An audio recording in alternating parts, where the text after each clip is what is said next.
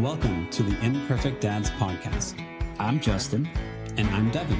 We believe dads care deeply about their family and kids, but they don't always have a space to discuss what their life looks like.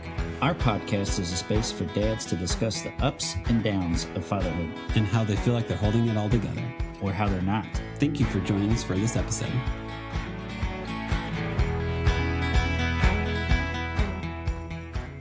On this episode, we have on Dan Layus. Dan is a musician who creates music under the name Augustana. We talked to Dan about being a dad to 4 kids, having his oldest go to college, how he helps around the house when he's home, how quiet hotel rooms can seem when on the road, the different anxiety of having kids in his 20s versus his 30s, how he feels like he's kind of a late bloomer, his last album, and a lot about creativity. When we reached out to Dan, we were still under the name the Nashville Dads and told him we'd be switching to the Imperfect Dads. And Dan actually gave us some insight into his experience of being Augustana, then going under Dan Layus, and then coming back to Augustana, and the whole journey of what it's like to try to create a name for your creative outlets. And also just like one more thing. Dad, just start the episode. Oh, my bad. Hey, what about you? Are you up in Davidson? Everything's counties here. Yeah, it's counties here. Yeah. So I actually, this summer, I moved to Denver. So, man. Yeah. So I'm in the Denver moved to suburbs. Murfreesboro. Yes. So You're in the borough. Yes. All right. Yeah. We'll probably talk about it, but our daughter's down in Murfreesboro at MTSU. So our Sweet. eldest. So yeah. Yes. I live in the downtown area, so we can walk to MTSU. Man, we hit that ice cream shop Yes. in the fall. That was awesome. That's a great downtown area. Yes. Yeah. that's I had great. no idea what was even down there until we saw our house on Redfin. We were like, let's go look at it. And then we drove through and we're like, holy crap, there's a downtown Murfreesboro. I know. It's really nice. It's really nice. And I walk down to the square whenever the weather is nice, almost on a daily basis, and I absolutely love it. Yeah. That's amazing. And- So yeah. Denver, Yeah. Devin, what are you doing? What's going on out there? Yeah. So pretty much I'm a stay-at-home dad and my wife works remotely, and we've been married for like 12 years or so. We've always loved the mountains, always loved colder weather. And we went to Belmont, and that's how we ended up in Nashville. And so we were like, what if we could ever move out to Denver though? Wouldn't that be so cool? And then, I had student loans. We paid off student loans. Then we had a kid. Then we had another kid. Then it was a pandemic. Then we had another kid. This is all good stuff for the show, by the way. I already pressed record. Good. Well, we'll be this casual because that's all the stuff. Yeah. That's how life works. Is you're like, hey, this is a really big what if in our life, and then you're like, okay, should we do that now? Well, you're pregnant, so let's hold off a little bit. And then we were like, okay, we want an extra bedroom, a play area, and a garage. And we don't really want to move out of Davidson County. Okay, what's the cost of that? Okay, you know what? Let's look in Denver and Denver suburbs. What's the cost of the same thing? So we're like, oh, what if that's the sign to, because our kids are 9, 7, and 3. So we knew whatever house we moved into is likely probably we're going to have these kids in high school at this house. And the house we had wasn't that house. So we did the math, we ran all the numbers. And I think in life, you always have what ifs, and you're trying to figure out, when do you have healthy acceptance of that what if isn't going to happen? And when do you have burning resentment? And which one is this? Which square is it on the scale? That's the Venn diagram. Because that's the reality of life. Is there's always questions of hey, I think I should follow this thread. And then there's always barriers, and some barriers are worth overcoming. Some are you just kind of go, hey, now's not the time. And what does that do to you internally? It either leads to you accepting the life, or you're just like, but I really wanted that. I really wanted to do that. And how do you deal with that, basically? Yeah, absolutely. Absolutely. I mean, that's sort of the cross section of all our entire existence, isn't it? It is. It's sort of the thing. Yeah. It is. Well, I appreciate you sharing that with me. Of course, Thanks, man. We told you our stories of moving. How long have you been in Nashville and Or Nashville area, in the Nashville area, and where are you originally from? Yeah, I grew up in Southern California. My wife and I both met out there. We both grew up out there, and we met out there in LA I guess it was about 20 years ago or so. Yeah. Congrats, by the way. Thank you so much. Yeah, thank you. We moved out here in 2013, summer of 13. In the summer of 2013. Which just, this is why I'm on a Nashville Dads podcast or the Imperfect Dads podcast. Yeah. I really am both. That's right. Just really cheesy stuff all the time. That's coming right. out. We are full of cheese. Perfect. We're in the right spot. This is a safe space. Mm-hmm. So yeah, we came out here in summer of 13. We got settled in. Took a little time to acclimate, and but we're really happy here. And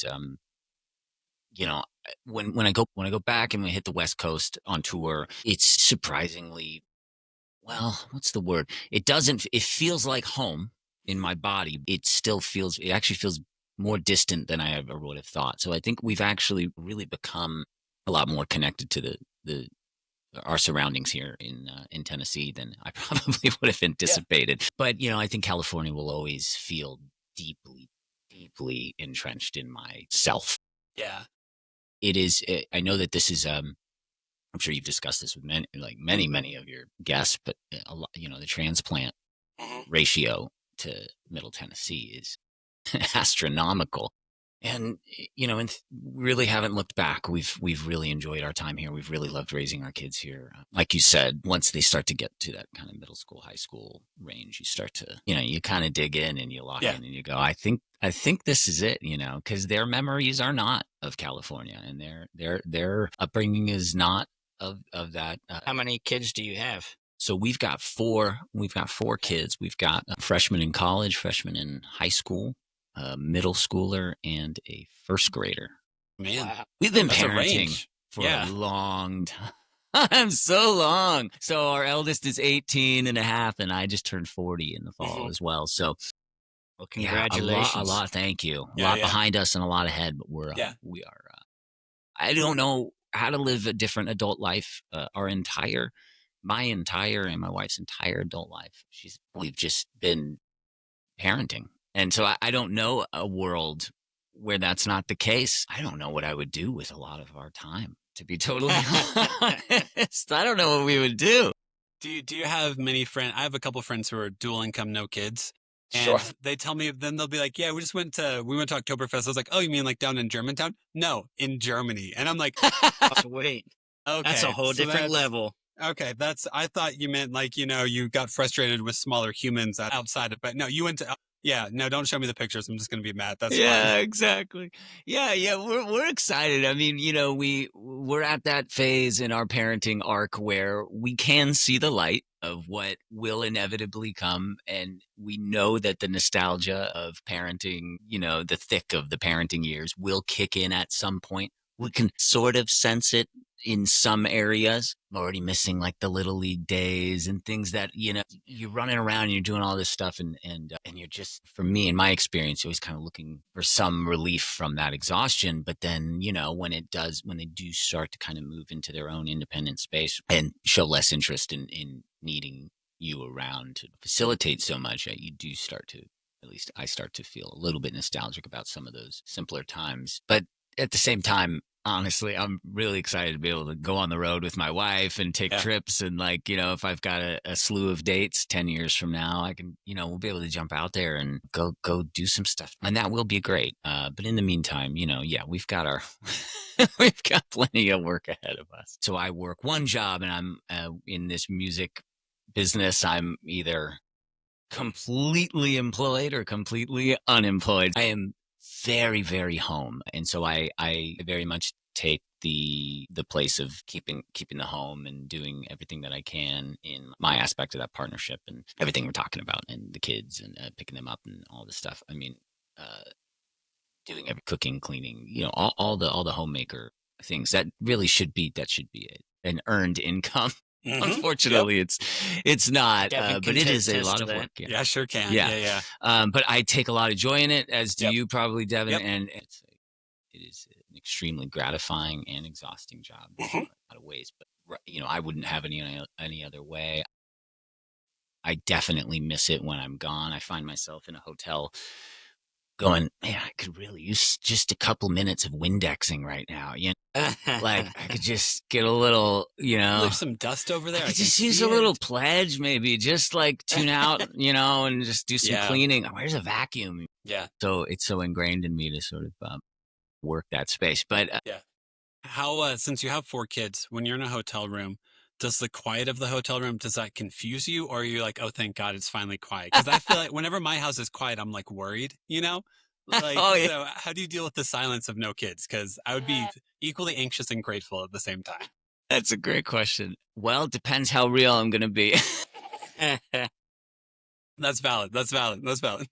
You Depends know, on the I day. mean, yeah, it depends on the day. I'm not gonna deny that potentially sleeping a little later on a weekday when I'm on the road. You know, the rock and roll hours are so different, and you know, it's like everything is shifted back by a good 4 to 6 hours, you know, when we're, as you know, weekdays, school days, we're talking pre-sunrise, getting up to get the kids out of there and get them where they need to be. And so it's really on the road, you're talking, depending on what the situation is. I'm usually missing a lot of the morning action and things that are going on. And they're going to bed long before I am wrapping up at a show. So there is a lot of quiet, and there's a lot of quiet in the car as well.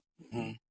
Or in the truck. I mean, this is actually my first podcast, by the way. Oh, really? I didn't tell you. Yeah. Oh, congratulations. Nice. Thank you. Thank you. This is my first podcast. I'm so nervous. Don't be. Yeah, sorry. We just jumped right into it. But like, seriously, I know you listen to the Matt Carney, your tour mate in the upcoming tour. Yeah, I'm excited. And the Sadler one. But like, seriously, our hope of this podcast is just be like, hey, Dan, what's your life like? Tell us what your life is like. Like, we're not here like, okay, what's the best soundbite we can get? What's the best blah, blah, blah, blah, blah. It's just like, dude, Dan, like, you're in a hotel and it's quiet. How's it feel? You have 4 kids normally. Like, what's that like? Exactly. Please open up to us if you feel willing to. You know? Of course. It's 3 dads shooting the shit, just having a good time. Yep. Yeah. So, and so to pick that up, so the podcast thing, so I spent a lot of time listening to podcasts, a lot of jazz, and a lot of podcasts, a lot of classical, long format things that in that kind of isolation, whether it's in a car for an 8-hour drive or in a hotel, just kind of waiting, you know, a hurry up and wait situation while I'm doing admin or keeping up with things at home. This is a format. This is a thing that I have really connected to. I find it. I was actually laughing with Nina last night with my wife, and I was like, man, I better put on a good performance in this podcast, because if this is boring, I mean, your podcast time is precious. I mean, she's got like maybe 30 to an hour, maybe a day to maybe take a drive to the store and listen to something for a minute, and like. The options, of course, are, you know, the quality out there is incredible and the options are limitless. And I was like, man, I better be interesting enough for you to listen to me talk about myself just like I do all the time at home. That's right. That's right. You're giving us too much credit, Dan. We've always talked about if we were able to do this like full time, all that stuff. One of our favorite things would be to do is to know the guest wives well enough to do a corrections episode afterwards. Yes. I think would be 100%. The best thing ever, just to have Nina come on and be like, yeah, Dan lied about this. He was a little wrong on this. Yeah, you need a fact-checking team. 100, exactly, yeah, 100%. And the best fact-checking team would be the wife. Little Chiron underneath the screen there. Well, I haven't actually turned on a video portion of a podcast before. I'm typically in a position where I'm just taking it in there. Well, it's also like our generation, since we're all about the same age, like I don't want to watch a podcast. Like, I know younger generations want to watch podcasts and stuff. Right. But I'm like, no, just like, let me listen to it. Like, because the character is your voice and how you talk and your tone of voice and how you communicate. Like, I'm not going to add your body language to it. So, and I flail a lot. So that's just not good. You know? A lot of flailing. Right. We're all flailing. We're all flailing. Yeah, I do just tend like to. in fatherhood. Exactly. I do tend to take in my podcast while vacuuming, Windexing, all those things, doing something. It's always sort of a part of something else that's you're multitasking whenever you're listening, and you don't have the time to watch. Yeah. Awesome. Especially for me, I when I'm driving from one property to the other. Yeah. I'm sure my work would not like me to be looking at video while I'm in there. In the company truck? Yeah. Not so much. Not so much. Dan, you said your oldest daughter is in college right now. How's it feel to do that transition? Because that's a pretty big transition to have your oldest be like full independence now. It hit us harder than I ever would have thought. I thought we were more prepared than we were emotionally. And she's just down the road. She's like about an hour away from where we are. She's on campus, but I think we thought that it was going to be no big deal. And, and it was like a sledgehammer to the gut. I mean, it was tough. I mean, I was far more emotional about it and sad about it than I would would have imagined. So that's been, but it's at the same time, that's the thing, you work, like we were talking about earlier, you work through all those really sort of physically intensive phases of parenting. And then if you're lucky enough, it is the right thing and it's coming, but it doesn't, in our experience, didn't take away from the sting of sort of the end of that chapter. I will say, moving her into the dorm, that was brutal, emotionally, and maybe even the high school graduation when I was like, I was fine. In the spring before that, the fall, they throw up the caps, right? Yeah. Congratulations to the class of 2024. And they all throw up the caps, or whatever. They put the tassel on the other side and they throw up. And then I was like, I was just like, that hurt. That hurt. Yeah. What are, I don't know if I caught the ages of your children, Justin. Where are you guys at? I have a 3-year-old and then a 4-month-old. Oh, dude, you are in the very beginning phases of this. Yes. Yeah, you're in the thick of it. I'm 40, so yeah, I've had kids a little bit later. But yeah, I'm starting to realize there's quite a bit more dads now we just had this conversation yesterday about dads having kids later on in life in their 40s and how it's starting to be a more apparent thing. Yeah. When our eldest when she was born, I was only barely 22 years old. So, and the band and the music had only really just started to kind of catch its speed, and it was starting to, really go. Mm-hmm. And we were just at the beginnings of our adult life. Yeah. But like I said earlier, I wouldn't trade it for the world, because I look now and, we have our youngest is 7. Mm-hmm. And there was a little bit of a trade-off. I think when we were younger and had our eldest, I was less cognizant of, I think, what a big deal it was to have a kid. Yeah. Total transparency. It was the greatest thing ever. And I was also like, all right, cool. We're having a kid, it was like, just have a great time, and I think the fragility of like what that means, or the weight of being a parent sort of didn't, just for really the first like 3 kids, because we had 3 in pretty short succession throughout our 20s and early 30s. And so when we had our last kid, Prue, that experience at the hospital and the delivery and everything was like, that was the first time I felt physically anxious, nervous, panicked about everyone's well-being. I mean, I like deeply, like a real like sense of, this is what a panic, not attack, but like a real visceral physical reaction to like, is everyone going to be okay? Yeah. Just that naivety of being so young when having kids. For me personally, I was just a bit of an emotional late bloomer, to be totally honest with you, and I just, and it wasn't until, when we had our last one in my, mid-30s that I was like, this is big stuff. Yeah. Like, this is really intense. This is like really, really, really crazy. And well, to top it off, you had 3 before that. So yeah, you have 4 kids total. That's not an easy venture right there. No, and I did the cool part about being, and I do notice also like the trade-off on being a younger parent versus maybe a little bit older. But when you have young kids is the amount of, I mean, this is an obvious one, but the amount of physical energy that I had.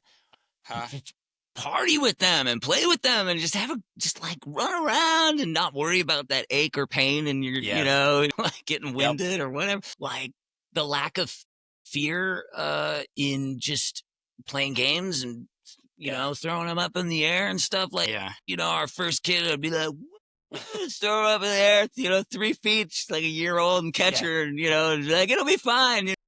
The 4th kid, I was like, don't move. Oh, you're gonna hit your head on the court. Are you choking? Yeah.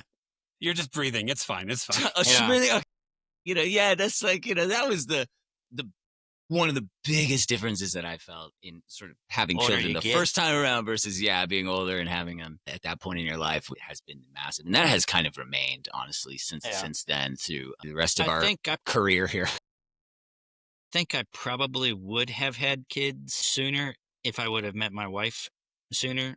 I am divorced and luckily don't have any kids with the first one, but I was married for almost 7 or 8 years with the first one, and then it took 4 years of after being married that we were like, all right, let's have kids. But I was 37 for the first one, and then 40 with our second. I think if things would have lined up differently, I probably would have been kind of in your shoes, Dan.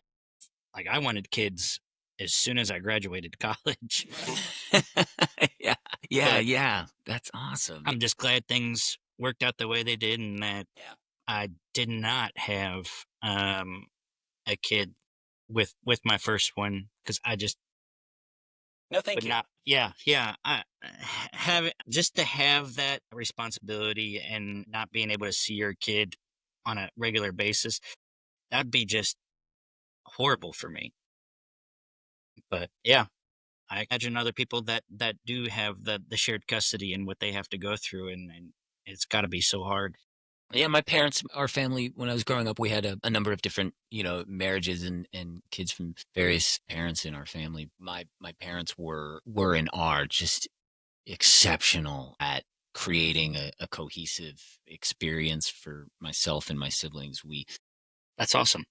We were very, very lucky that my mother, my father, various stepfathers and folks who have been a part of our family have just been so on board with sharing That's great.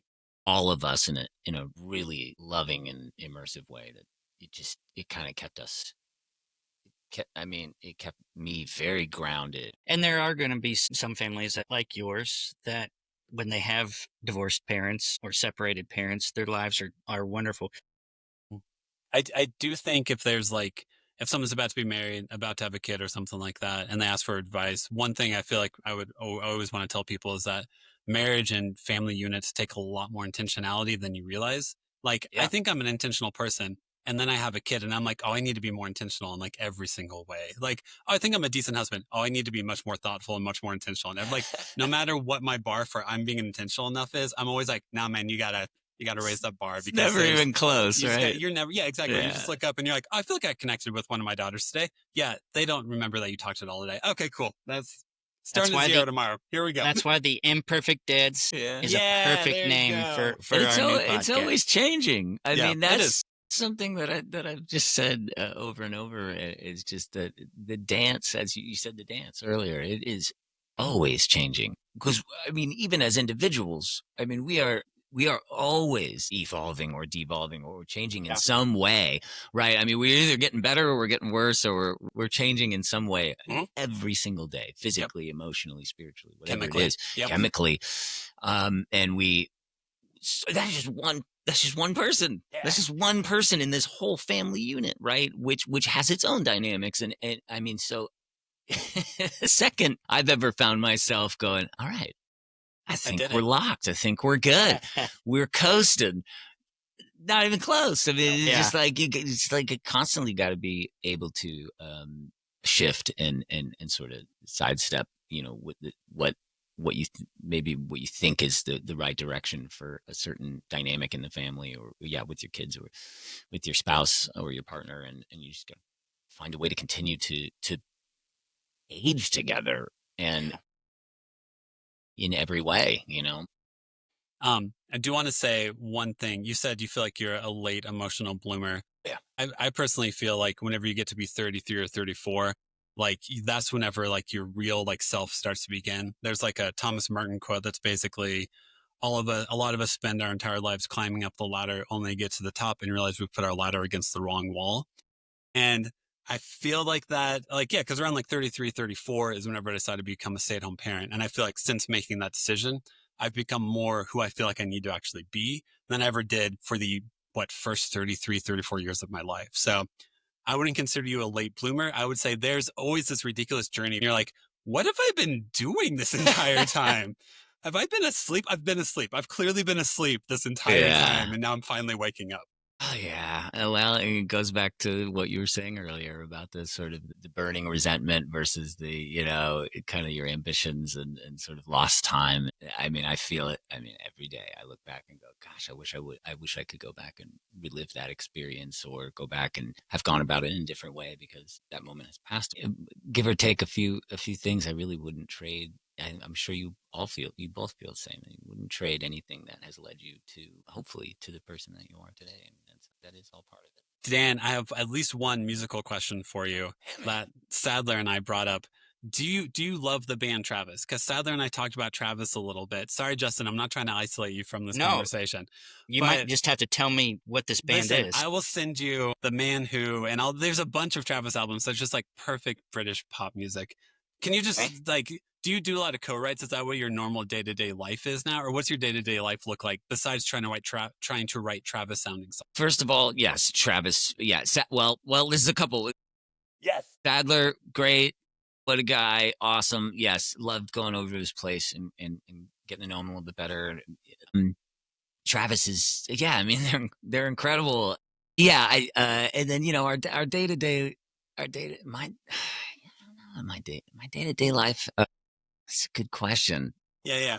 Like I said, it's mostly, if I'm not on the road, it's planning on how to get on the road again and how to continue to take the music that I've written and performed all these years and bring it to more and more people throughout the country and of course beyond. And then, when I'm not doing that, either doing that or planning to do that, it's all the other admin of a sort of co-leader of a family with my wife, which is just trying to manage everyone's needs and hopes and dreams and anxieties and all the things that we all do in our roles. I just want to be hired back here. I mean, this is a great gig. I love this family. I love my wife. This is this is where I want to be. However I can contribute. Yep. You need me to cook dinner? And stick that's around. Cool. Clean some toilets. That's great. I'll do that. I love it. It's a great life. You couldn't ask for anything more. So, I mean, if this is the mode that I could kind of balance for the remainder of my time on this planet, that's a good life, gosh, everyone should be so lucky. So, it's remarkable how much work it takes to actually maintain that level of quiet, I suppose. But that is the goal on a daily basis. I mean, at least it's just, if we're just talking about like physical goals and sort of literal day-to-day stuff, but overarching themes are clearly like health, happiness, togetherness, like I mean, every day I'm thinking about like existential, well, I don't know if I'm thinking about it, but it's attacking me, existential qualities of life, why today? Like, okay, we're up. We're doing this, why, not just how. And that is so clearly part of my,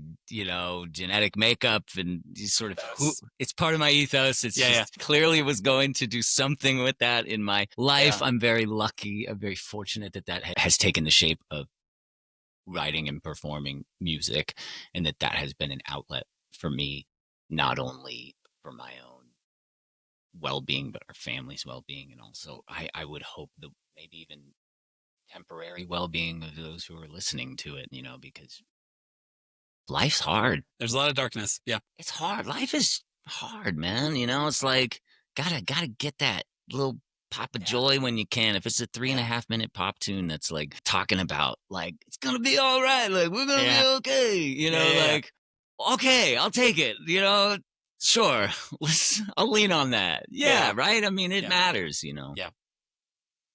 Speaking of joy, how was it touring with Mark Broussard? Like, he just seems like such a joyful, happy, upbeat person. Yeah, it was great. Yeah, same thing.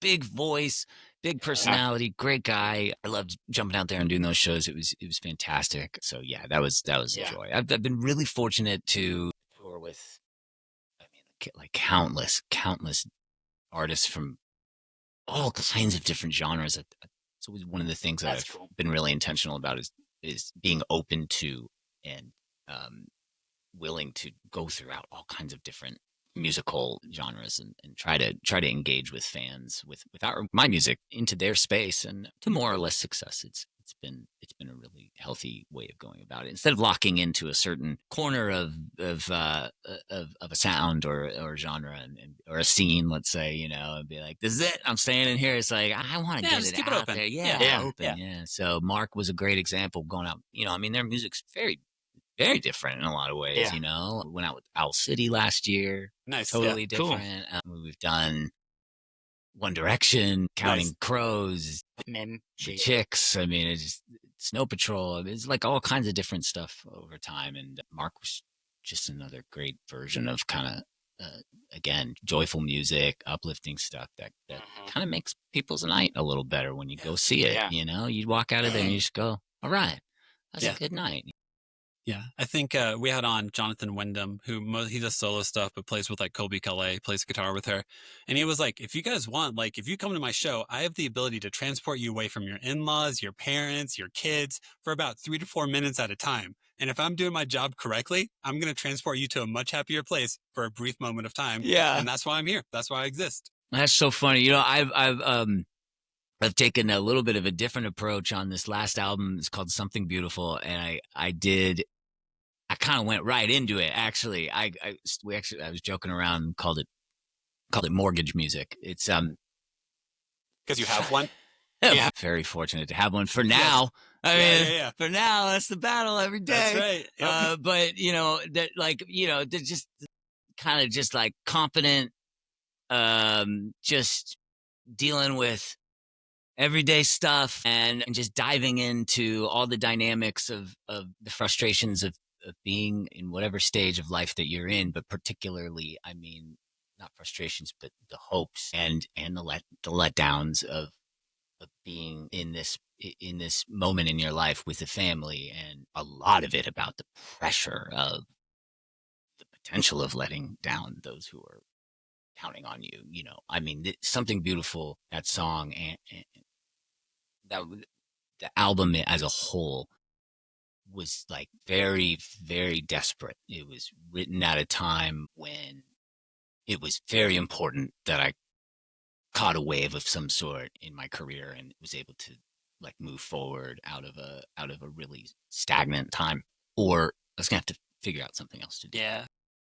And so there's a very powerful drive underneath that record that was written over the course of like 3 to 6 months in succession.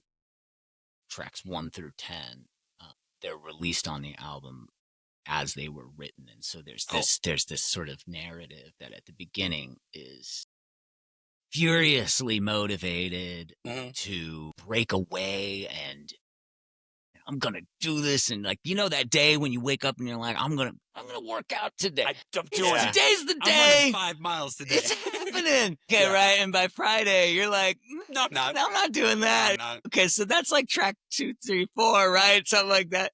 And then you get to like the next week and you're like, now I'm just depressed. Like this is totally not happening. And that kind of takes up the middle 2/3. And then by the time you get to the end, eventually that circle closes up and you find some balance at the end of hope and optimism. And it just starts all over. And that's if you're lucky. If you're lucky. It does. Yeah. So it's a long way of saying that is what I do on a daily basis. Nice. I do have one specific question about the name. Did you drop the name Augustana for a bit and then brought it back? So I didn't officially drop it. I set it to the side for a minute to kind of explore what it might. Well, let's be honest. If anyone would listen to my music under my name. Yeah, absolutely. Yeah. And they didn't. So that's okay. So luckily I parked that. Now you know. Yeah, now we know. Now you know. And glad we found out. Unfortunately, my socials are still stuck on @Dan Layus. Yeah. Yeah, whatever. I mean, nobody cares. It's fine. So yeah, I just the band. It was a band. I mean, it was a band. Like we started in college, we dropped out. There were a couple different guys that were there that shifted out or for whatever reason weren't there when we really got going, and brought in some other guys. And it's kind of a main nucleus of a lineup for a few records. And then in 2012, I want to say. Maybe 2011, after our self-titled album, which is one of my favorites, we were dropped, and there's kind of at that point, everybody felt like they were ready to move on. Everyone's moved on to different, like really different careers. Like one dude went back and got his law degree, a lawyer. Another guy's a top-notch restaurateur. Another guy's in corporations and working at high-level executive positions. There's just everybody's gone totally different things. I'm one of the only guys that stuck around in music. Augustana has, I kind of fought the name for a minute. Wanted to try to create like so many. I'm like one of so many that have tried to do that, and it just kind of doesn't work, and the music is kind of stuck under that moniker. But I went through the process of accepting that and then becoming very grateful for it. Yes, because when I put my name on a T-shirt, it's called a T-shirt, or marquee. like a marquee. That's the word. Yeah. There's just not very many people there. When we put Augustana up there, it's like that's what people want to see, and that also means that's the music that they want to see, and I've come around to really like feeling proud of and loving the entirety of that catalog of my output over these 20 years. And that's also part of what we're talking about, like maturity and coming to late bloomer and not being resentful of some of the small or big wins that happen in your life, and being able to accept that maybe you're not going to achieve all of those pinnacle things that you thought you would, but the things that you have, oh my gosh, man, it's like you should be so lucky, And so Augustana, as an idea, as a name, and the music that is carried underneath it, I've very, very much embraced it, and kind of tried to just insist over time that that's just me. And I guess it is. I guess if I didn't do it, that would be it. And so I just keep it going forward under that name. And when I put music out under that name, it gets to people. It physically through streaming gets to people that the music otherwise wouldn't. And so I've just kind of gone with it, and I'm really happy with it. I'm a really big Pedro the Lion / David Bazan fan, and who's Pedro the Lion for a long time. Then he did his solo stuff as David Bazan, and then he brought back the Pedro the Lion moniker. He's very bluntly honest at his concerts. And there was one where someone was like, "Why do you go by Pedro now?" And it's like, "Well, if I go as David Bazan, no one shows up. If I go as Pedro the Lion, I sell out shows. I like to see my family, so I'd rather tour less under this name." So here we go. Here's the next song. It's hard enough out there. Don't want to make it harder for yourself. Yeah. You don't. And you know what? You're trying to break through people's mental space and whatever to be like, "Hey, by the way, here's a song I think will bring you joy. Do you want to listen to it?" Yeah.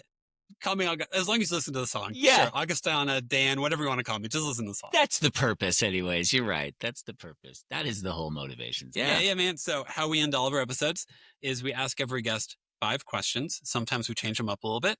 And Justin, whenever he's ready, will ask the first question. Dan, did you have any backup names for your kids? Yeah, I guess we did. We had backup names, I would imagine, for all of them. But, as you know, once you meet them, you go, "I can't believe I was ever thinking of that." Like, but they're clearly the name that we gave it to them. It's funny how that works. But yeah, definitely. I'm sure everyone does, Yeah. Do you remember what any of them were, or is it too No, far back? No, I'm 40. That hard drive is full. You're lucky man. if you remember the chord progressions to your song. I wish you were exaggerating. I just make it up as I go half the time. Yeah. Yeah. Then you're like, "I'm now a jazz artist. I'm playing jazzastana. Yeah. That's jazzastana. Yeah. I have to give props to any and every musician for being able to have that memory of. Yeah. It comes at the expense of forgetting other things. Yeah, playing an instrument and singing.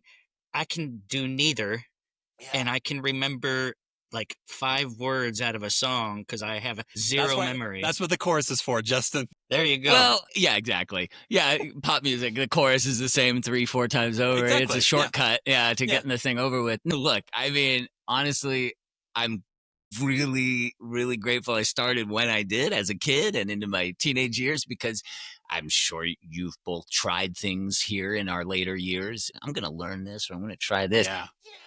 Hey, Good are luck, you man. kidding me? Yeah. Are you kidding? It's not going to happen. So, I mean, if I was like trying to start to learn how to play and sing now, no chance, So luckily I started at a young enough age, and everyone has their own lane, their own talents. What would that be for you, actually? What is your playing and singing at the same time version? Yeah, Justin. What is that? Just landscape. So See, I I work can't- for. I can't. I'm a partner and an operations manager for a landscape company, but That's I do a awesome. lot of design work and put out a lot of estimates. We do a lot of maintenance for a lot of the greater Nashville area. So That's awesome. I have to write down everything, I got or that I too. will forget it. Yeah, you should see me with a bag of mulch. You don't want to see me around a house trying to do You're putting it on landscaping. concrete. Is this good, babe? This is Okay, good to right? you? It goes in the living room, right? Not so much. All right, next No. question. Hit Next me. question. go. All right. Do you have a favorite TV or movie dad? Yes, Yeah. Steve Zahn in any role as a Nice. father. I do Come love on. Steve Zahn. I do love Steve Zahn. Diary of a Wimpy Kid. Him in that role as a dad is what I aspire to. Okay. I mean, he's so funny in that series of movies, and then he's also the one that I identified the most with was this recent Christmas movie called 8-Bit. Did you guys see that? No, I didn't see that. Yeah, Steve Zahn is the dad in that, and it's a very moving tale. And he's so brilliant as a father character in that movie, and I'm just big fan of the like cynical, angry dad, the kind of the always sort of complaining about how much everything costs, you know. I just like complaining about the kids not doing animal chores. I'm a big fan of just. Anyone gonna do the litter? Is it just gonna be me? Yeah. I've been doing this since I was 14. You know, like I kind of just love complaining about chores, really, just to Okay. anyone around the house all the time. Yeah. It's kind of my Yeah. shtick. And then your kid's like, don't you have a tour to go on? Yeah, well, then they go, I'll do it. And then they go, well, I'll do it, Dad. And I'm like, no, I'll do it. I'll do it. No, it's fine. It's fine. That's my whole personality around the house, really. No, I'll do it. I already did it. It's I'm fine. already doing it. That sounds like a Seinfeld character. Yeah. Exactly. Well, this one kind of goes into the doing it yourself and getting upset. Do you have a go-to replacement curse word? No, I just say them, and it's just Yeah. terrible. That's This a much more common Full answer. disclosure. Yeah, no, I've always had just the worst mouth. Well, I shouldn't say always, but I mean, once we started like touring and getting in the van and stuff, and it was like, ooh, that's a spicy word, you know, and like, you know, kind of just letting my mouth run on. That's actually been something that more recently I've tried to be more aware of. I don't think I've cursed today on this You haven't cursed in podcast. this episode. Ooh, don't put that E next to me. I've got this. Yeah, that's right. You're on a good streak. Keep Family it going, man. friendly. You got the momentum going. That's right. Next question. Do you have a favorite kids' toy or activity? Something you like doing like you do with your kids that you like doing a lot? Well, you know, it kind of goes back to what we were saying earlier about being maybe a little bit younger and like having some more physical energy and time, frankly, Yes. like less things to do the longer your life goes and the more responsibilities you have, admin and things to keep up. But we used to probably do a lot more like playing with them, you know, outside. I like live for playing catch. Really? I shouldn't say I live for it. I should do it a lot more. But it's one of my favorite pastimes, playing, you know, throwing a ball with the kids. Like that scene in the scene in Field of Dreams. I say, hey, Dad, you want to have a catch? It's like that means something, you know. That's a deeply like personal memory for me as a kid. I love throwing the ball around. I love jumping on the trampoline with the kids. But again, like I get so winded so fast now. I don't know when that I know. happened. I'm like fairly healthy. I don't really do anything that crazy. Maybe too many chips or something. But like, you know, I've been like pretty good over the years. But I'm just like, it's hard to jump on the trampoline. That's tough. Yeah, it's like real cardio. Like whenever I was 12, I would jump for like 12 hours in one day. No Not valid. problem. No Yeah. problem. Yeah, these kids will just go for hours, you Yeah. know, and we try to keep up with them. Like 4 jumps. I'm like, wow. Oh, okay. That's I'm good. out. How about we play popcorn and you guys bounce me? How There about you we do go. that? You know, it's fun to watch kids play some video games and stuff. It's like, you know, that's always fun because I grew up we grew up in a generation where that was maybe a little bit more common. Next question: a least favorite kid show. Least, Yeah. One that your kids probably have like watched a million times, and that you're just like, And with. done with. man, I have some favorite kids. I mean, we Okay. love Bluey, obviously. There you go. I mean, that's Yeah. we could talk about like how that makes us feel as parents. Yeah. Yeah.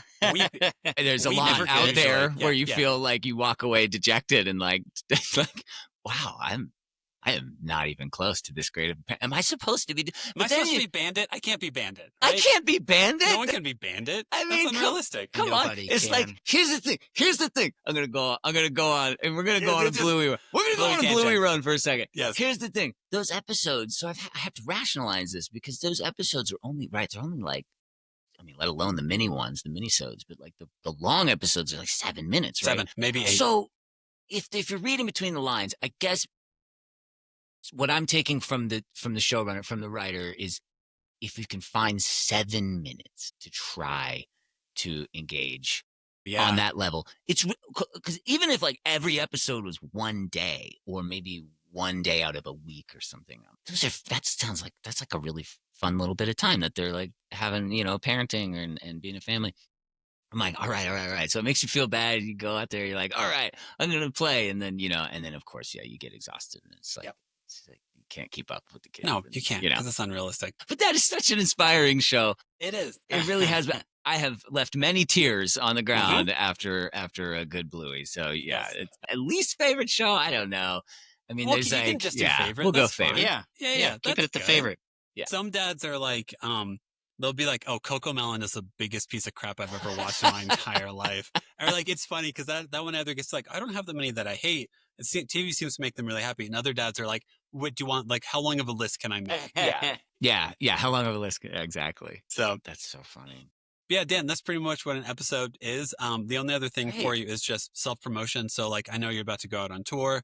Yeah. How do we find out about your tour dates, Instagram handle, do some self-promotion, all that good stuff. Yeah, like I said earlier, my band name has no relation to my socials handle, so I'm really in great shape. If you want to find me, you won't be able to connect the dots very easily, so I'm clearly great at branding. Yeah, that's great. Making a living. Yeah, usually when I go out there, even when people come to our shows, they'll be like, is he covering Boston? I love that song. I didn't know he knew that song. That's him? Wow. Oh, every time. I'm exaggerating, but it's not far from the truth. Yeah, I'm going to be out on tour. I'm going to be opening for Matt Carney this spring, going to a bunch of places. Matt and I go way back. We did some radio shows. We both had hits around the same time in the Oddies and the rock days. He's obviously gone on to just continue to be beloved and he's a great musician, great writer, and also a Nashville guy. And long before, listening to that episode, I didn't realize Matt had been in town that long. It's incredible. So going out with Matt, doing a bunch of full band shows also throughout the summer. We just announced a run in the Midwest, probably heading out to the Northeast. Hopefully at some point get to the West as well. And just kind of balancing between going out with my piano and playing solo, and also playing with the band. I also just put out an album with a collaboration that I did with the Indianapolis Symphony Orchestra, the string quartet. I arranged a bunch of my music for strings and did my second performance with them back in January. That's cool. And we released those recordings and talk about learning new things. Yeah. I went back to community college, by the way. Did you really? I did, yeah. I went back to community college in like 2021, 22. Finished my associate's degree. And I was back in like class piano and theory and all these things to try to relearn, like kind of get some of my musical literacy back after 20 years of being a dropout, to go pursue rock and roll glory. That's awesome. Yeah, that's all the self-promotion. I'm sure that I could go on and on, but that's the vibe, man. That's the vibe. That's awesome. That was great. I do know that like you should totally hook up with the Nashville Symphony because I saw Guster perform with the Nashville Symphony. That was awesome. So do that. We've been talking to them. That's cool. Yeah, we're trying to make something happen with them. It could be. I mean, honestly, it takes years sometimes to tee those things up because they program like way out, which is incredible. I'd love to know what I was doing That's three to 4 years from now. What a life. That would be great. But people still want to hear me play music in 3 years from now. That's great. That sounds like a good play. Works for me. Yeah, totally. It's great to talk to you guys. Yes. Yeah, man. I wish you nothing but the best. You got a great thing going here, and whatever same thing, whatever you name it, whatever moniker you end up putting under this. Do you understand? You watch 2 years from now, you're gonna be like, we don't live in Nashville, but we're still calling it Nashville Dads because that's where the listeners are. That's right. Yeah. But thank you so much. I know I randomly Yeah, messaged man. you on Instagram to be like, hey, do you ever want to do an episode? I don't know if you have Dude, kids. that's the vibe. It was great. I never would have known. I mean, you know, Yeah. I follow Sadler. Yeah. And, but I wouldn't have known about it unless there was the co-post or whatever you Absolutely, guys yep. did. And I was like, Nashville Dads, that sounds freaking great. Like, I've never heard of Yeah. that. Yeah, yeah. That's the demo. Yes, you're one I'm of them. the demo Yes, that you you're are. looking for. I was Yes. like, and so let's see. And then I went Let's through connect. like all the stuff you guys had put up, and I was like, this is great. And you got Yeah. Nate Brigetti's dad. Yes. Awesome, man. I mean, like, you're kind of zeroing in on a thing here. I think just stay with it. It's working. It's working. Awesome, Yeah. man. Encouragement for the goes a long praise. way. Thank you a lot, Dan. Keep going, man. You got Yeah. it. Well, Thanks, it man. was great to get to know you for a little Yeah. while. So I'll Yeah. see you out west, and I'll You'll see me out west. Yep. see you in the borough, Justin. That's right, Yeah, man. man. Sweet. Thanks, All right, Dan. take care, Appreciate it. guys. Bye. Thank you for listening to the episode. Make sure to follow us on Instagram at the Imperfect Dads Podcast. And make sure to subscribe and rate us 5 stars wherever you listen to us. The music is provided by the Wildfeathers. And all episodes are produced and edited by me. Make sure to tune in Mondays for new episodes.